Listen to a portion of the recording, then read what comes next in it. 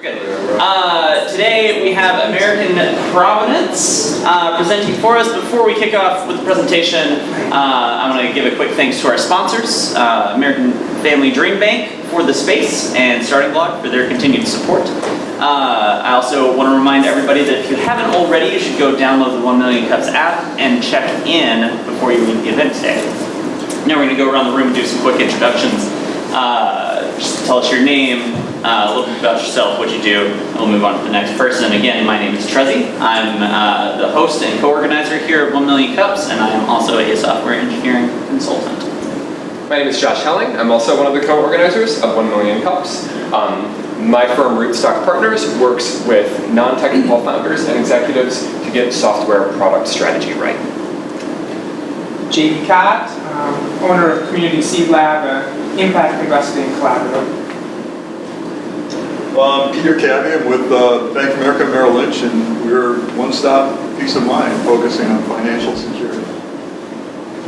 Chuck Sarah with the DeWitt Law Firm, patent and trademark copyright attorney. I'm Keith Fuller, founder of All About EX, a service that helps startups handle people stuff.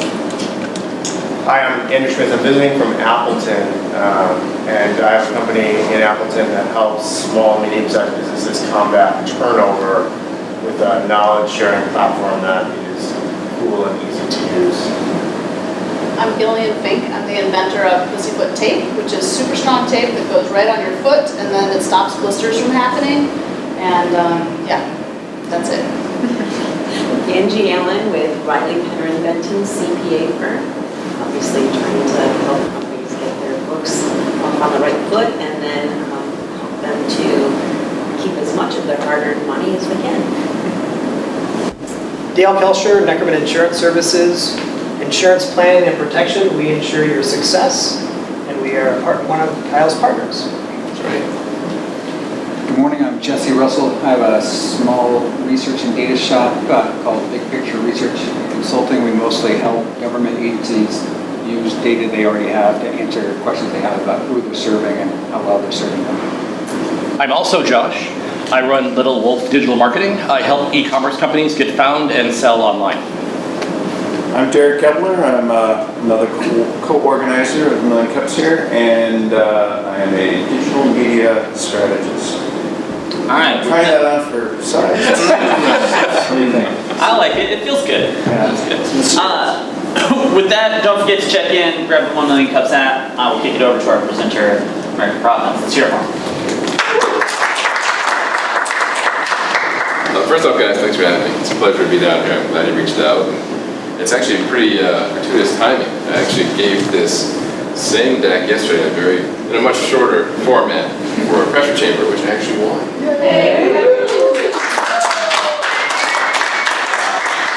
So with that, I get a trip to San Francisco to meet with a bunch of venture capitalists and wealthy individuals and families, and you'll see later on what the whole lot is. So what I want to do, since we have a little bit more time, I'm going to slow down a little bit, open it up, and actually talk about what it takes to put a pitch deck too. So I know there's some folks here that are starting down this road and are thinking about how they raise funds, how they launch their business, so hopefully this will be helpful as well. So please feel free to ask questions anytime. I want to be more of an open conversation than just me sitting up here and pontificating. So with that said, my name is Kyle Lafont, founder of American Provenance. You can reach me via email. It's very easy. Just hi@americanprovenance.com. So any questions that come up today, go ahead and feel free to reach out. So what's American Provenance? We're actually a manufacturer of all-natural personal care and wellness products. Everything is handmade in our own facility up in Blue Mountains, so about 30 miles west of here. It's one of those things where we make everything by hand, small batch, to ensure quality and consistency. And I like the fact that I hire a bunch of people to do this rather than outsourcing or contracting. Let's see here. So, if you guys want to learn more about our company besides what I talked about today, we do have a beautiful website where it kind of goes into more depth about our products, our processes, our people, what we're passionate about. So, the information that I go over or maybe missed today, everything you found on our website. It's a great resource. Also, it's a great place to buy a bunch of stuff if you're in e-commerce. With that said, the products we make are everyday products intended for everybody. Basically, some of our branding and marketing may appear to be a little more rigid, a little bit more masculine, but we make products for men, women, however you choose to identify. We don't discriminate. We feel that personal care is personal care. If you're a guy and you want to wear a floral or a fruity scent, that's awesome. If you're a woman and you want to wear woody or a smoky scent, hey, that's great too. Whatever your personal preference is, but actually, whatever the preference is of the folks that are closest to you. They're the ones that are going to smell you the most, so kind of keep that in mind. I have a wonderful friend who is a former professional football player, and he wears our lavender deodorant because his wife likes how it smells on him. It's a huge man. So he actually called me up one day and said, hey, is this cool? Can I do this? Like, there are no rules for deodorant. You can wear whatever you want to wear. But we make a whole host of products. How this whole thing got started is kind of crazy. So I'm a former middle school and high school science teacher. And as I was teaching, I was getting these like terrible headaches towards the end of the day. And for so many years, I thought it was just due to stress of kids, administrators, parents. And then one day I just had a light bulb moment. I'm walking out my hallway and I'm watching two of my little guys just douse themselves with this very popular name brand body spray that I can't mention my name. And I thought to myself, this is just this horrible chemical fog that I'm walking through. And I was actually embarrassed as a science teacher. I went up and I took a look at one of these canisters, read the label panel, and I didn't know half the ingredients. And I'm thinking, oh my gosh, I've got dual degrees in science, and I don't know what this stuff is. This is terrible. So at that point, I basically designed a project where first we researched what all these chemicals, preservatives, additives, and fillers were. And then I actually bought a whole bunch of raw materials and modeled for the kids how to make their own. So it very quickly became the most popular project that I ever did. I had kids that I wouldn't have in class until the following year catch me at lunch or catch me before or after school and say, hey, Mr. LaFont, are we going to do the drone project? If you guys want to do it, I'm all in. Let's go for it. So after 4 or 5 years, I accumulated like quite the stock of all kinds of stuff that I had made in class in my little mason jars and containers. And I thought, sadly, let's just go to waste. I'm going to give it to some of my friends and my family members and ask them for some honest feedback. Every person I gave stuff to, either texted, emailed, helped me and said, dude, this stuff is amazing. Like, this is better than anything I've ever bought in a store or anywhere else. You've got something really special here. You should do something with it. So at that, I was coming up on 5 years of teaching, and at that point, you have to complete, at least at that point, it's no longer a state requirement, but you have to complete what's called a PDP, a Professional Development Program, or a plan, which basically charted your entire career. What you're going to do for continuing education, what you saw as your career goals. And it's a long document, it takes a lot of time to develop, and I thought, you know what? Instead of doing that, I'm going to write a business plan. Put together a business plan, and then actually decided, I want this to be tied into kind of my own story and my family's history. And plus, working out my family farm was free. So I didn't have to actually find a rental space to start off with. I actually took one of my grandfather's old machine sheds on our 4th generation family farm and converted to a manufacturing space. So there's a lot of blood, sweat, and tears involved in that, but it was awesome because for a couple of years when we were still out there, I got to walk my grandparents' footsteps every day. So for me, that was very special to be able to be tied to everything that they started on our family farm. A lot of folks don't think about it this way, but family farmers, they're the original business people. I hate to say it, but my grandfather, he raised a family of 6 kids on no more than 40 cows. You can't do that anymore, just because of scale and everything else. But for me, again, very special connection to the past. So, as we continue to grow, we make all kinds of great products that don't contain any of this garbage. More and more consumers are kind of wising up and discovering that they don't want to expose themselves or their kids or their families to all the chemicals that have been so prominent in so many personal care and cosmetic products. So we're very minimal ingredient. We're raw ingredient. We basically stick to all the good stuff that you can easily name, recognize, and pronounce, rather than all the chemical crap that you see in some of this other stuff. So again, all natural, make it ourselves, right in Blue Mountains. We never test on animals. The only people we test on are middle school kids and ourselves, which I guess are kind of animals. And they were actually a leader in terms of green packaging. We're one of the first companies out there to actually provide deodorant in a biodegradable tube. So, along with the quality of our products, something that also sets us apart is our unique branding and marketing. So, I'm a huge tattoo guy. I've got tattoos all over the place. I love tattoo art. So when we first developed the concept, came up with some names and some scents, and then handed those off to my buddy Andrew Holdorf, who's a local tattoo artist, and said, hey, this is kind of the vision I have. What do you think? He's like, I got something in mind. I told him, right, you run with it. Like, you're the artist here, you do your thing. So this actually speaks to our shelf life, because people, when they see this, when they see the artworks, they catch names, they pick it up and put it in their hand. And when you think about it, if you're at a grocery store or pharmacy, once a product's in your hand, it's much more likely to go in your cart. So anything we can do to actually make people interested in our products, we take full advantage of.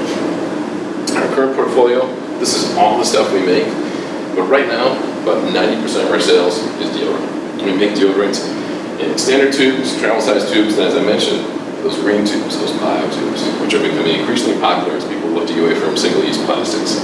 That's one thing I'm also passionate about. I'm exploring all kinds of stuff right now in terms of packaging, with hemp-derived packaging, coated cardboard, you name it, because I think, again, the world needs it, and kind of our consumers too are becoming more and more cognizant of the fact that single-use plastics are absolutely terrible. The bad thing, and this goes to technology as well, think about your early iPads, your early iPhones, those are all very, very expensive. But as technology has improved, the price has gone down, right? Same thing for packaging.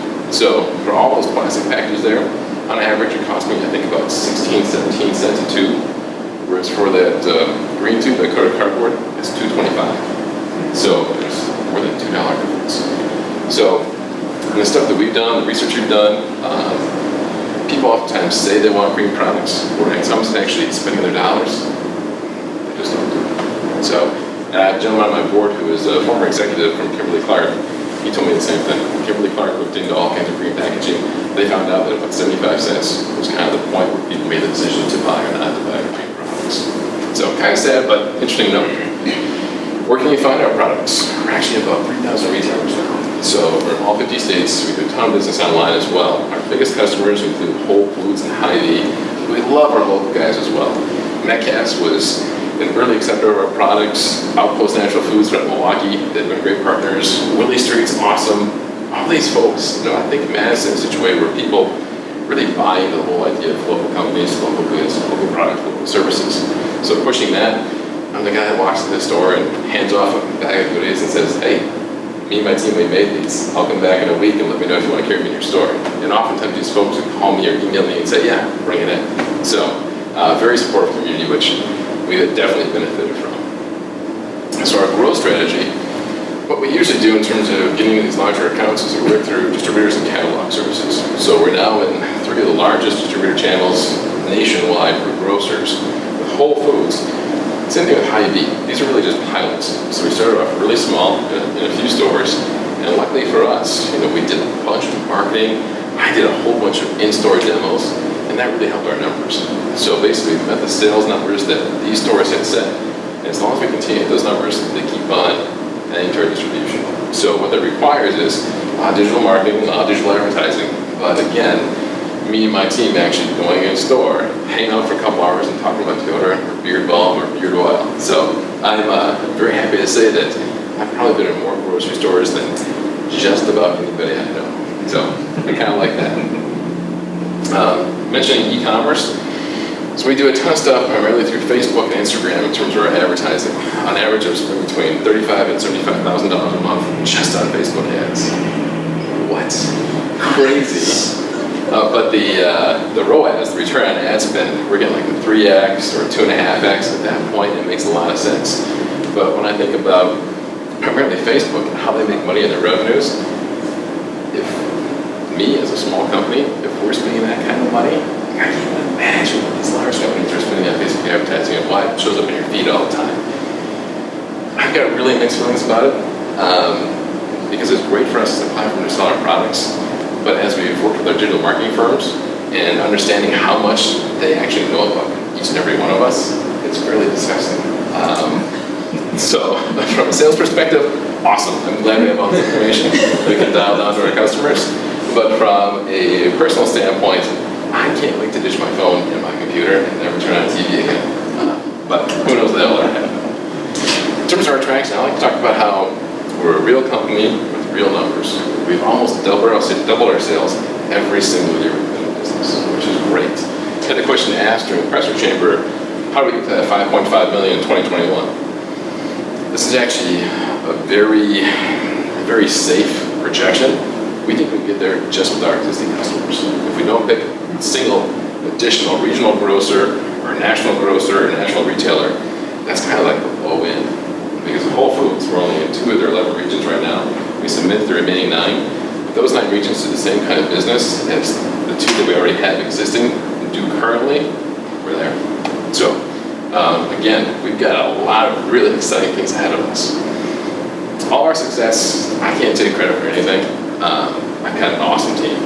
I've always told these folks that I always kind of subscribe to what Lehigh Coca said way back when. You find the most intelligent, talented people you can find, get out of their way. Simply put, that's what I've done. Like, I've been very fortunate to have a wonderful network, and a lot of our employees, they start with us, and then their friends come start for us. So a lot of it's networking. I don't think I've looked at a single resume, probably since we started. So one of the things we have done though, we've started posting jobs year-round because it's really difficult to find employees right now. Dane County especially is a really tight labor market. So our whole strategy is, I've told David, our GM, that if a qualified person comes to the door that we like, and we think is going to be a good, valuable team member, just give them a job. We'll figure out a role down the road. Because again, things are so tight right now that we really need to have all hands on deck. So, great team of folks. Probably our best hire this past year was our CFO. And from the picture, you guys tell which one's our CFO. I can. But aside from our internal team, we've also had some wonderful investment partners. So the Winnebago Seed Fund and True Fragrance and Beauty have been our 2 big investors to date. So I did a seed round spring of last year, where basically I sold 15% of the company to Winnebago Seed Fund and 5% to True Fragrance and Beauty. Winnebago, the appointed gentleman who I mentioned, was former Kimberly-Clark top-tier executive. And then Monty, who's the owner of True Fragrance, he actually sits on our board. True Fragrance is a $50 million annual business. So basically Monty has all kinds of wonderful experience. Gary with his CPG experience. I've got a great board that's been very insightful and helpful in terms of growing our business. As you can see, we've raised almost $1 million to date, and I'm going to raise $2 million by the end of the year. I think I already have about $1 million committed. As we continue to grow, we draw comparisons to all kinds of other companies, most notably Native and Schmitz. So Native and Schmitz are 2 formerly independent companies that at the end of 2017 both sold out for over $100 million. What sets us apart a little bit, Native, realistically, they were a marketing firm. A bunch of folks in San Francisco run digital ads, contract manufacturing. No one from that company actually ever made a product, which is crazy when you think about it. And then Schmitz, they're very similar to our style of business. They started off both at brick and mortar retail and e-commerce, and kind of have a very similar story to how they grew and gained distribution.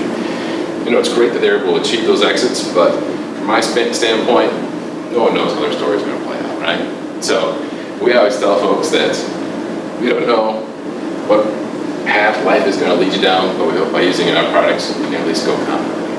How about that? So that's all I got for you. Questions?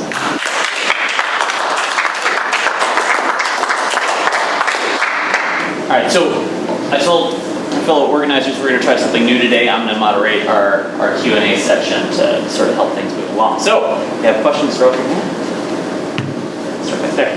Do you find if somebody tries one of the products, they end up trying other products? Oh, yeah. Is that, well, I wonder, because when you had your slide about getting to the 5 million, some of the existing customers, is that mainly how you plan without any kind of additional? That's just it, yeah, because we gain shelf space, especially through like Whole Foods. Like they'll start off with 4 or 5 SKUs and they'll see how those go, and then they'll add another 4 or 5 SKUs. So Whole Foods actually come back at us and ask for what our plans are for the future, because they're planning their shelf sets for 2021 and 2022 already. So they're asking us, you know, what's in the pipeline? Where are you coming up with? So as a founder of the company, as we grow larger and larger, I need to think further and further out.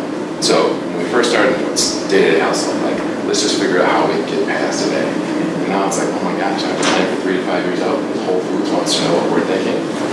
It's crazy. It's absolutely crazy. So have to be prepared for those transitions, but yeah, just with Whole Foods alone, if things continue to go well, we've got some stuff in the works with some other major retailers, so I think we're actually going to blow the top off. So your primary focus then is retailers and not something like e-commerce or Amazon? E-commerce and Amazon are funny. So with Amazon, we do FBA right now, but we're going to actually outsource that to a different company, so they're going to manage everything. Because with our FBA fulfilled by Amazon, we don't do any advertising. That's pretty much just icing on the cake. Everything we sell through Amazon, it's awesome, just a bonus. It's nothing we actually put any effort into.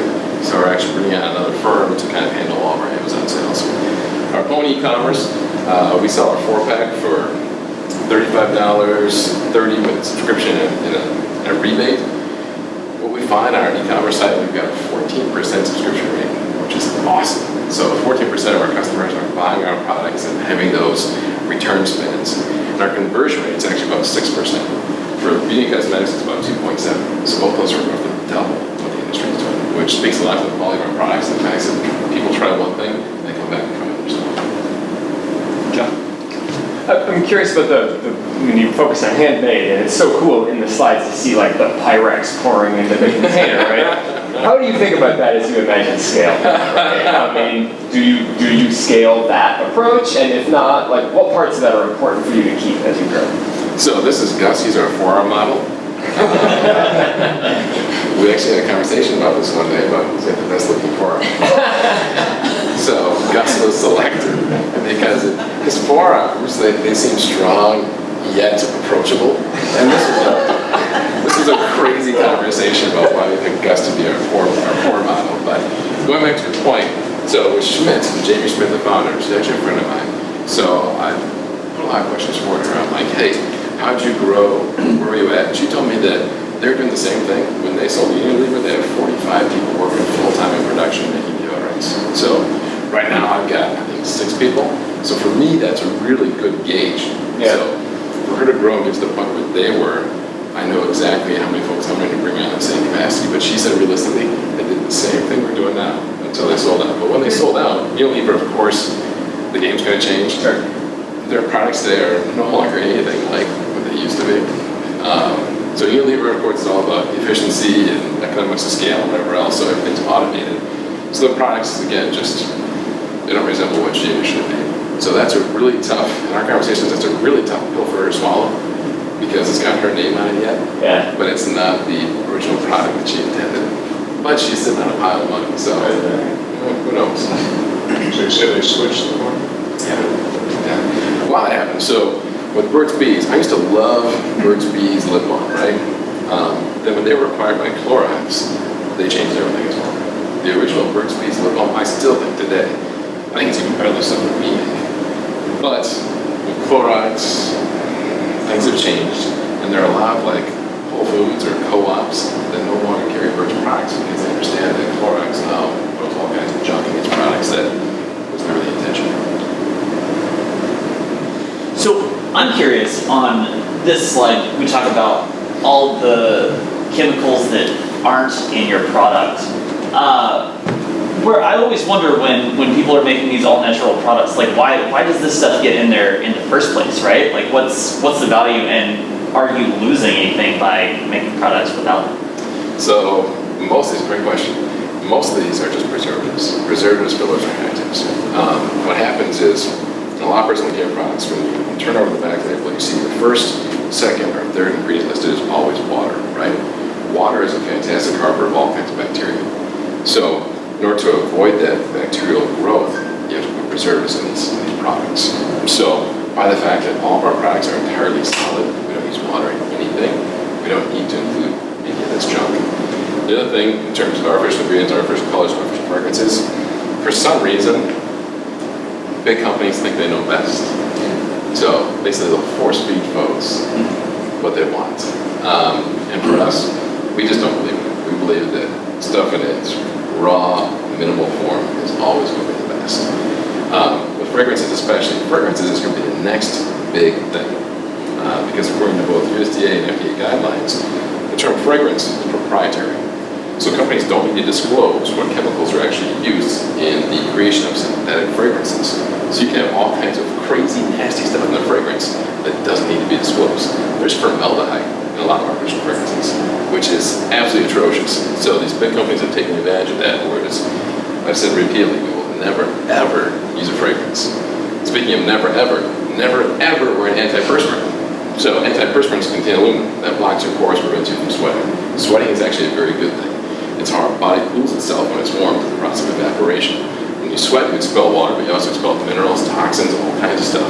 But if you clog your pores, all those toxins, all those minerals, all that stuff gets accumulated in your fatty tissue, which leads to all kinds of adverse health consequences. So, good question. Yep. All right, well, I'll start with a confession. After about 45 years of all kinds of deodorants, stuck in a bright yard going to Dan, I was finally convinced by a sweet lady at the community pharmacy that I needed to give it up, particularly with the aluminum, particularly when she said, you know, men get breast cancer too. So, I mean, I didn't even realize that it could lead to something that serious, either gender. But my concern was, you know, at the end of the day, I'd still like to have friends.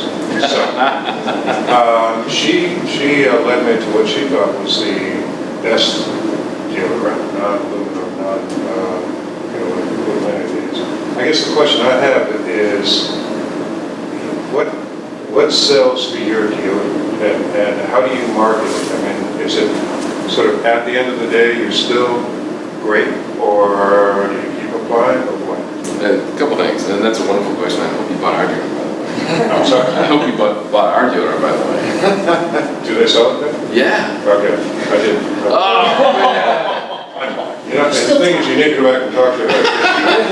She recommended this spray stuff, which I kind of like. It's a kind of a sage smell, but next time I'll go back. I'm going down there right after this. Somebody else will back. You know, I'm talking about, she's got steel gray hair. She's probably 4'11". I know exactly what you're talking about. She's also my pusher. She tells me what I need to. No more free t-shirts or hats for her. Just threw her under the kindness. She's cut off. Well, turn it to me now. But the way we sell our products, it's multifold. Number one, I think. I'm sorry. It's multifold. It's number one, I think the quality speaks for itself. We have all kinds of testimonials on our website where people actually email us, message us almost every single day. I've never written into a company that said, hey, I love your products. We get it all the time. And it's kind of word of mouth. We've had a lot of press. We've had a lot of traffic with like mom blogs, where if a mom uses our products, likes it, it's crazy how these things just spread like wildfire. So I think the quality is number one. Number two, our marketing. I think the way we brand our products is different than anybody else. We're actually, let's see if I can get a good slide here for you. So we're very obvious with what our products are. We're the only company out there that actually says natural beard oil, natural deodorant, natural body wash.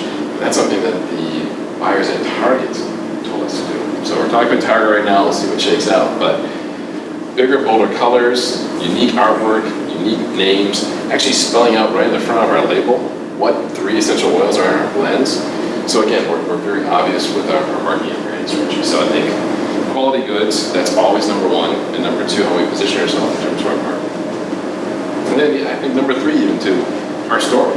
The story about how I was a former teacher, how we started on my family farm, how we've grown this thing, how I'm providing lots of local jobs. I think all that stuff kind of comes together.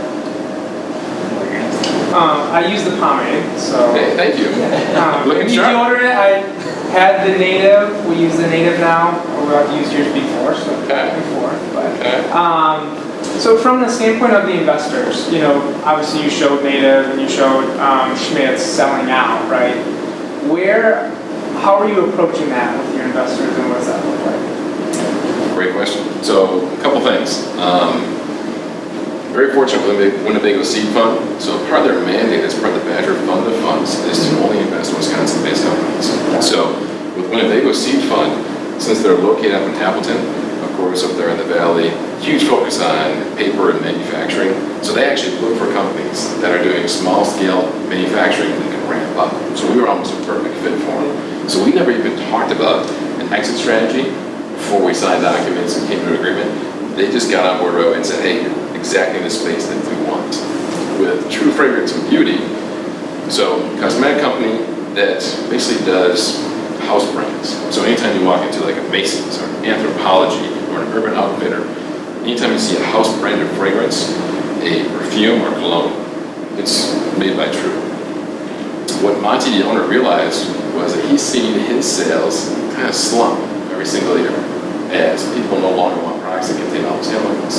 So when he was presented with the opportunity to buy into a national company, he thought this is the way of the future. So he's been very involved in terms of coaching us and basically kind of letting us know what he's hearing from his buyers at an urban outfitter or at a Gap or wherever else, what they want, and helping us kind of create those products. So with both those groups, again, an exit strategy, you know, it's kind of been thrown around a little bit, but we've never really talked about it.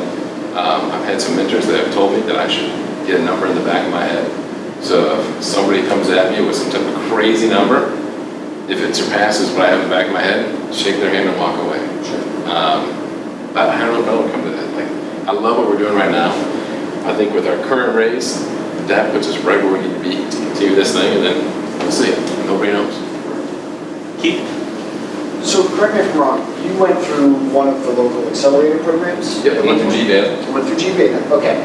So when I pictured the majority of folks in those cohorts, it's software, it's tech, right? How applicable did you find that experience for someone who's making things that you can touch? Sure. GBETA for me was great, and that's a wonderful question. So there's two ways to break it up. I have a business advisor, Michelle, at SBDC, and she is wonderful for actually teaching me and coaching me how to run a business. GBETA, they were absolutely wonderful for teaching me how to put together and present a pitch.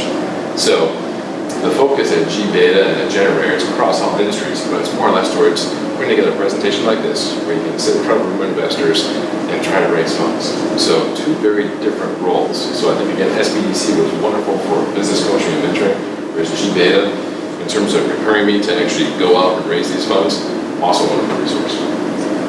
Here. No, it's less of a question, more of a comment on what you just said about, you know, somebody gives you that crazy offer. The first thing that came to my mind was that that's kind of a signal that you're getting attention. And when you start getting that kind of attention, eventually somebody's going to start playing in your backyard. So, you know, probably a good idea to you know, leave on your own terms if it will. But a lot of people that have gone and accepted that first kind of crazy offer, I would highly recommend, and your business advisors are going to tell you this too, but if you get a crazy offer, or even if you get an offer and you're attracting attention, go in the auction line and get into some way. I mean, our firm does it, but there are a lot of firms that will involve themselves in M&A, but you always want 5 offers on the table, not that one crazy one. Right? I'm going to share with you a little something. So Jamie, my friend from Schmitz, she did just that. So they had negotiated a deal with P&G, but then Unilever came around and offered substantially more money. So she had some wonderful advisors that worked through that entire process, because J&J was involved as well, Cow was involved. So again, there were a number of international corporations that were barking at our door. So just from a perspective of both these companies, when they sold, they had about 50 million in revenues. P&G acquired Native for 100 million. Unilever acquired Schmitz. It wasn't disclosed, it was a private transaction, but Jamie has kind of told me it was 180 million. So she almost doubled up her money just by talking to other groups. So yeah, very good for this. And you said that was in revenues of 15? Or revenues of 15 million. So you did an 8 to a 12x, which is crazy. Just one more question. How do you protect your products? Do you keep those trade secrets? Or trade secrets, there's really nothing patented except for our logo. But it's one of those things where with our products, it comes down to process. So when we talk about contract manufacturing, outsourced manufacturing, when a Unilever or P&G is making something, it's just one step. Or for our deodorants, it's a 4-step process. That's all ingredient and temperature control. These big companies, they don't care about that. They'll take all the ingredients, throw it in one vat, melt it, swirl it around, pour it into your vessel. Whereas we're taking the steps to ensure quality and consistency. would you keep that project? Oh yeah, nobody knows about that except for me and my production folks. One of the things I love most about you hearing your story over the last less than 24 hours here is that you're a teacher and you come from education. So I have 2 questions for you. The first question is, have you noticed any parallels between lessons that you've taken from the classroom and teaching students to how you run your business today? And then my second question is, I'm wondering if you guys are doing any kind of mission work, knowing that this idea kind of sprouted from the classroom and you're experiments with your students. Is there any plan or is there any current stuff that you're doing to help get that kind of exploration and STEM activities into the classroom? Those are both awesome questions. So let's see here. Where are you going to start? I'm trying to think about it. In terms of my teaching career, I always talked about how I learn more from my students. You know, they bring things into my life and have different perspectives, different experiences. And I think the same thing about my employees, my investors, even other companies I deal with. I keep my ears open. I'm always listening. I'm always learning. I've always kind of had this thought that, you know, the minute you stop listening is the minute you stop leading.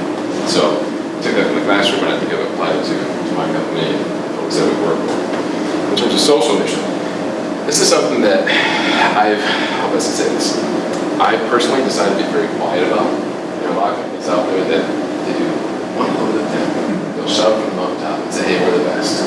I actually do a ton of stuff that I don't see the publicity for, that I don't talk about. I support minority-owned businesses, I support other startups, but I never talk about it, never advertise about it because I don't want any kind of attention. You know, for me, when I see companies, especially big companies, say that we're doing all this great work for this neighborhood or this group of economically deprived or economically situated individuals, I hate that.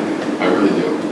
You shouldn't seek notoriety for doing good things. You know, it's always the right time to do good things. So we do a ton of it, but I don't publicize it. Thank you. We got time for 2 more questions. In your investor round, trying to get to 2 million, right? Are you looking, what type of people are you seeking? Good question. So I'm very fortunate that the 2 groups that are already involved in the big one, true, they've already committed to follow-on funding. One thing that a lot of people struggle with is they'll get investors that are good for 1 round, but then as you continue to grow, you come back for more money, they're tapped out, and they get diluted and pissed off, and it's a terrible situation. So for me, I was very cautious when we first started on the investment road to tap into groups that I knew had funding for additional rounds. So that we'd avoid that conversation, we'd avoid that kind of disastrous situation as it arose. We're looking for strategic partners. So for me, that means folks that have further connections to, again, making our relationship stronger with a Target or with West Coast retailers, East Coast retailers, a Kohl's, a Duluth. I've talked to Steve Schlecht. So trying to be very strategic about it and not just taking money for the sake of taking money. The other thing I'm trying to do is I'm trying to limit how big my pool is. I don't want to have a cap table that has 45 names on it, because that's 45 people that I didn't have to answer to, 45 people that want different degrees of involvement in the business, which I might not agree with. So what I've done actually over the course of the past 2.5, 3 years, it's been a long process. Cultivate a lot of these relationships.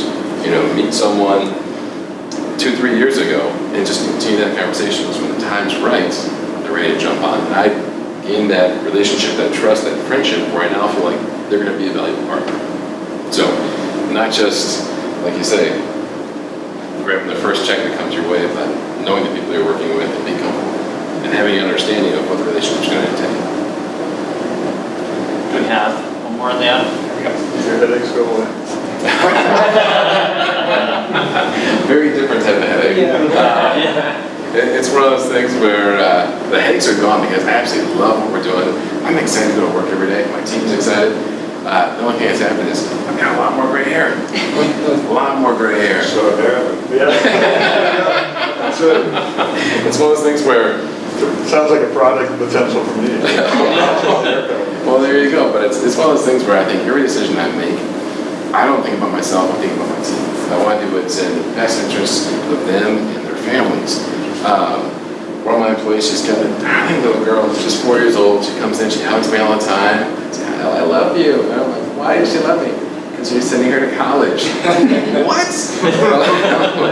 When I hear that, it's just, oh my gosh, that's responsibility. Like I have to do right by everyone that works for me, and that's very stressful. And I think from an employee perspective, I don't think a lot of employees ever think of it that way. But you know, the higher up you are, the more people you're responsible for, the more people you got to take care of. They have responsibilities. So. All right, one last thing. One thing we always ask from our presenters is, what is your ask of the community? What can we do to help you? And I don't think that was in your slides. So what can we do to help you out? What can you do to help me out? Where to start? Man, let's see here. I've always talked to folks about introductions and networks. If there's anyone that you guys think I should be talking to that is with financing, digital marketing, sales, you name it, I'm always looking to have conversations. I'll sit down with anybody for a cup of coffee or a breakfast or a lunch, because the more people I meet, the more people I get in front of, the more people are going to gravitate towards what we're doing and be willing to help us down the road. So yeah, introductions is pretty key. All right, well, let's hear it from American Provenance.